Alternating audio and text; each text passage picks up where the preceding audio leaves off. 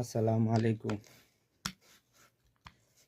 হঠাৎ করে ঠান্ডার দিন ওই পেঁয়াজি খাইতে মনে চাইছিল, এর জন্য এই ডাল মসুরি ডাল পিসতেছি। এই যে দেখেন, ডাউলিগুলা পিসতেছি, পেঁয়াজি বানাবো, তারপরে খাবো।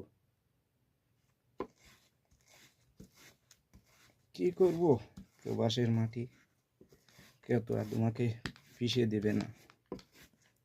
ওই ব্লেন্ডার মেশিনে রাখছিলাম পিসার জন্য, ব্লেন্ডার মেশিন নষ্ট হয়ে গেছে। এখন আর কি করব, এই যে একটা কার্ড নিছি, কার্ডের মধ্যে রাখছি একটা লোহা দিয়া, এই যে লোহা দিয়া